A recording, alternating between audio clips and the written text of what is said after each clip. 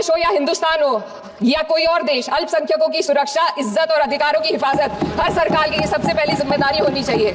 मैं इस सदन से अपने देश के अल्पसंख्यकों के साथ बांग्लादेश के पीड़ित अल्पसंख्यकों की आवाज को एक साथ उठाना चाहती हूँ। ये वक्त की पुकार है कि हम सब मिलकर ये सुनिश्चित करें कि किसी भी इंसान को उसकी पहचान या मजहब के कारण डर कर जीने पर मजबूर ना होना पड़े। जहाँ हक छीने जाते हैं वहाँ अमन खो जाता है। ये बात हर सरकार को समझनी चाहिए। अगर हम सच में अपने संविधान का सम्मान करना चाहते हैं तो हमें नफरत और भेदभाव को खत्म करना होगा। हमें ये दिखाना होगा कि ये मुल्क हर वर्ग, हर जाति, हर धर्म और हर समुदाय का है, और जब तक ऐसा नहीं होगा तब तक संविधान की आत्मा सिसकती रहेगी। सर, अपनी बात को खत्म करते हुए मैं एक शेर अर्ज करना चाहती हूँ। ये दाग दाग उजाला, ये शब गजीदा शहर, वो इंतजार था जिसका, ये वो शहर तो नहीं। लेकिन अगर इस सदन में बैठे हम सभी सदस्य ये ठान ले कि हमें संविधान के मूल्यों को लागू करना है और उसे लागू करने का प्रयास करें तो वह सुबह जरूर आएगी जिसके लिए लाखों भारतवासियों ने अपने जानों की कुर्बानी दी है। एक युवा सांसद के तौर पर मैं अपनी उम्मीदों को संविधान के साथ जोड़कर खास तौर पर यह बताना चाहती हूं कि आज हमारे देश में पिछड़े, दलित, अल्पसंख्यक समुदाय को किस तरह अपने संवैधानिक अधिकारों और आजादियों की हिफाजत के लिए हर रोज मुश्किलों का सामना करना पड़ रहा है। Doctor B.R. अम्बेडकर के कथन से अपनी बात रखना चाहती हूं। उन्होंने कहा था, मुझे अपने भारतवर्ष पर फक्र है कि जिसके पास ऐसा संविधान है जो लोकतंत्र, समाजवाद और सेक्युलरिज्म को संजोता है। लेकिन आज ऐसा लगता है जैसे संविधान की किताब तो है पर इसे चलाने वालों का ईमान गुम हो गया है।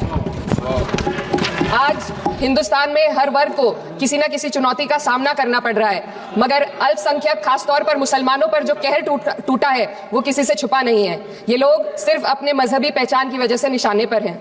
संविधान का अनुच्छेद 15 कहता है कि किसी भी नागरिक के साथ धर्म, जाति या किसी और वजह से भेदभाव नहीं होना चाहिए, लेकिन हकीकत इसके उलट है।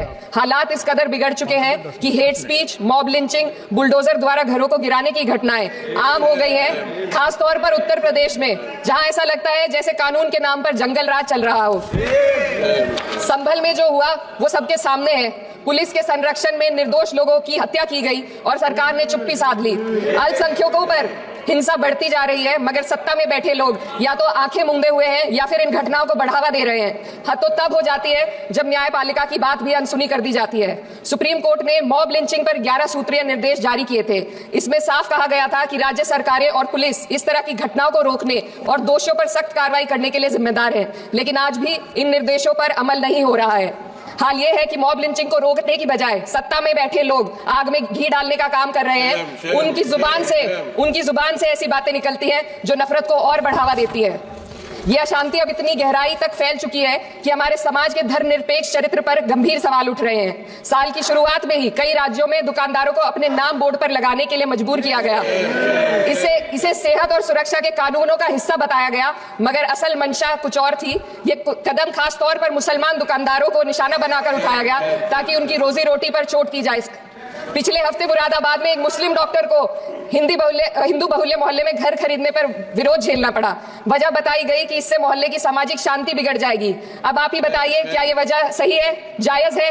असल में ये छोटी बड़ी घटना इस बात का सबूत है कि सांप्रदायिकता को बढ़ावा देने वाले बयान और नीतियां हमारे समाज को अंदर से खोखला कर रही है। उत्तर प्रदेश में यति नरसिंहन ने बेहद घटिया बयान दिया, लेकिन सरकार इन बयानों पर कोई कार्रवाई नहीं कर रही। हेट स्पीच न केवल जनमानस के विचारों को प्रदूषित करती है, बल्कि इससे अब संवैधानिक पदों पर बैठे लोगों को भी प्रभावित कर दिया है। अभी हाल ही में माननीय उच्च न्यायालय इलाहाबाद के माननीय न्यायाधीश ने ऐसे बयान दिए जिसका संज्ञान खुद सुप्रीम कोर्ट को लेना पड़ा। संविधान के अनुच्छेद 29 और 30 ने अल्पसंख्यकों को उनके मजहबी और सांस्कृतिक हक दिए हैं ताकि वो अपनी पहचान को बचा सके और अपने संस्थान चला सके, लेकिन आज उन्हीं हकों पर हर तरफ से चोट की जा रही है। वक्फ जैसे बिल लाकर उनके धार्मिक अधिकारों को छीनने की कोशिश की जा रही है। आज अल्पसंख्यक समुदाय को संविधान द्वारा दिए गए अपने बुनियादी अधिकार पाने के लिए लंबी लड़ाई लड़नी पड़ रही है। ऐसे कई मामले अदालत ने न्याय देकर संविधान की रक्षा की है, लेकिन अदालती प्रक्रिया में जो समय लगता है उसकी वजह से देश के सामाजिक ताने बाने को भारी नुकसान उठाना पड़ता है।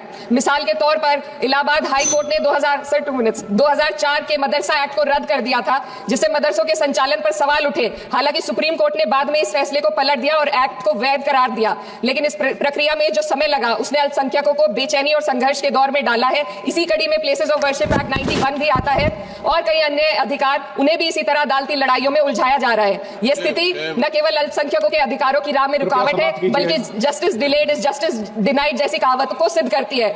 मैं इस सदन से दुनिया भर के अल्पसंख्यकों की आवाज उठाना चाहती हूँ, खास तौर पर हमारे पड़ोसी बांग्लादेश पे, खासतौर पर हमारे पड़ोसी देश बांग्लादेश में अल्पसंख्यकों के साथ जो हो रहा है वह दिल को गहरे तक चोट पहुंचाने वाला है। उनकी जान माल की हत्या की जा रही है।